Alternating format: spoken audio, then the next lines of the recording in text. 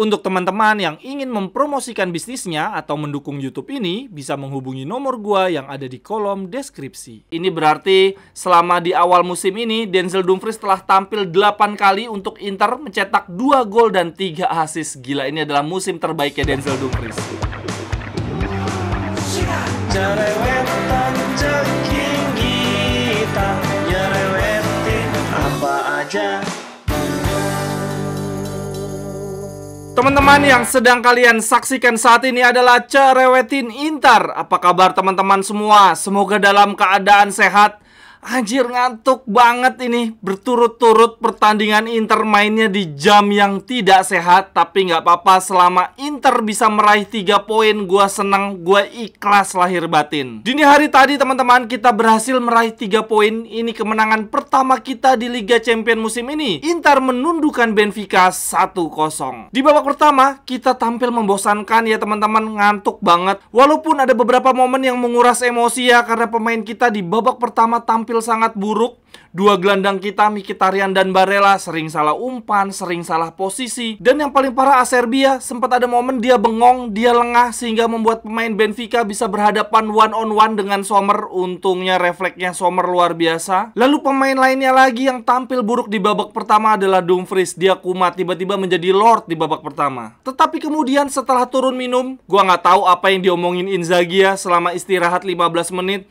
Tiba-tiba Inter ngamuk kesetanan. Terutama di 15 menit awal babak kedua, kita nggak ngasih Benfica bernafas. Kita bombardir. Bener-bener kelihatan perbedaan kualitas antara Inter dan Benfica. Total di pertandingan tadi malam teman-teman, Inter membuat 15 kali tembakan, 7 diantaranya shot on target. Dan dari 7 shot on target, 6 diantaranya diblok oleh Trubin. Gila ya Trubin, tadi malam tampil luar biasa. Semua peluang Inter digagalkan. Sedangkan khusus untuk Lautaro teman-teman, di pertandingan lawan Benfica, dia bikin 9 tembakan, 1 membentur tiang, 1 membentur mistar, dan ada 1 tembakan yang diblok oleh Otamendi padahal gawangnya udah kosong, nggak ada kiper. Aduh, apes bener Lautaro tadi malam. Tetapi akhirnya kita mampu memecah kebuntuannya melalui gol Thuram. Jujur gue suka banget gol ini. Diawali oleh Dumfries merebut bola dari pemain Benfica. Lalu kemudian Barella melakukan pre-assist ya, memberikan umpan terobosan jauh, dikejar oleh Dumfries, lari kenceng banget. Dan akhirnya Dumfries memberikan umpan tarik mendatar yang diselesaikan dengan baik oleh Thuram. Ini kalau gue lihat-lihat proses golnya mirip dengan gol kita ke gawang Salernitana juga. Gue melihat ada 2 kesamaan dari proses gol ini. Yang pertama adalah Dumfries gigih merebut bola dari kaki pemain lawan, dan yang kedua ada faktor Barella yang sigap langsung memberikan umpan kunci. Catatan menarik yang gue buat untuk pertandingan ini, yang pertama untuk Yann Sommer, lagi-lagi kita clean sheet teman-teman.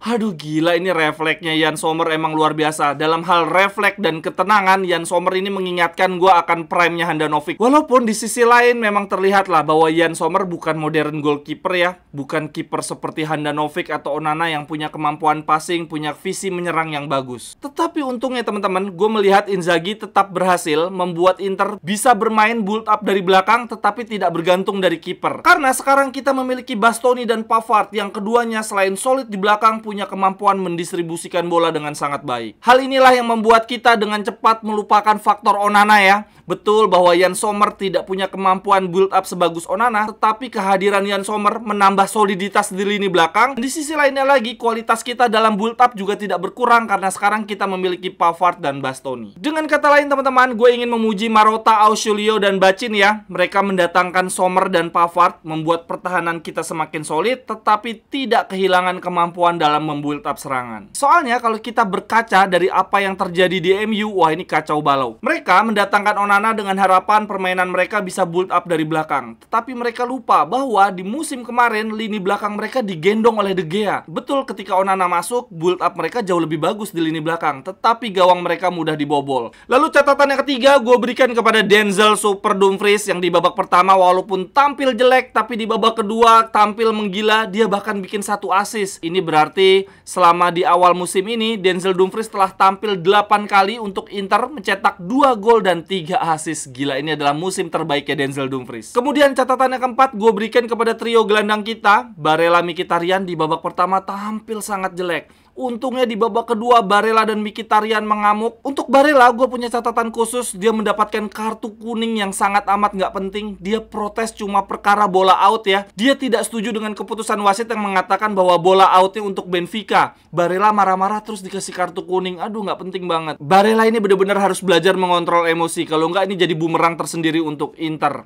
Kemudian catatan lainnya untuk Mkhitaryan, teman-teman. Pemain berusia 102 tahun bermain full 90 menit. Oh ya, untuk Mkhitaryan ada satu lagi teman-teman yang gokil. Di sekitar menit 80-an dia melakukan aksi individu ya di kotak penalti. Dia menggocek salah satu pemain Benfica, kemudian memberikan umpan tarik ke arah Lautaro Martinez. Tapi sayangnya penyelesaian Lautaro Martinez masih bisa diblok oleh Trubin. Tapi dalam hal ini yang ingin gua garis bawahi adalah Mkhitaryan di usianya yang sudah sangat tua, di menit 80 masih bisa melakukan aksi individu menggocek pemain lawan di kotak penalti.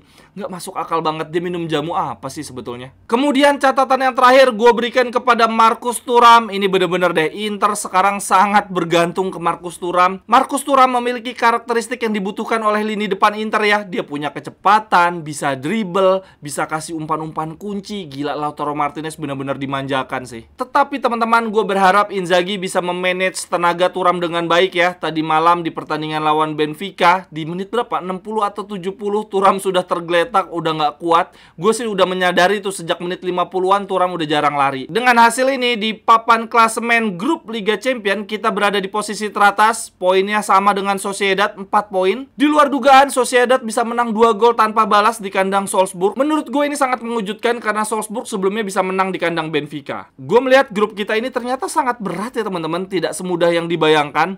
Ini lihat aja, Benfica perempat finalis Liga Champions musim lalu, yang di babak grup musim lalu mereka superior ya, mereka dominan atas Paris Saint-Germain dan Juventus. Di musim ini di 2 pertandingan awal mereka selalu kalah. Sekian dulu untuk cerewetin Inter hari ini teman-teman. Silahkan tuliskan pendapat teman-teman di kolom komentar. Sampai ketemu di cerewetan-cerewetan berikutnya. Bye-bye.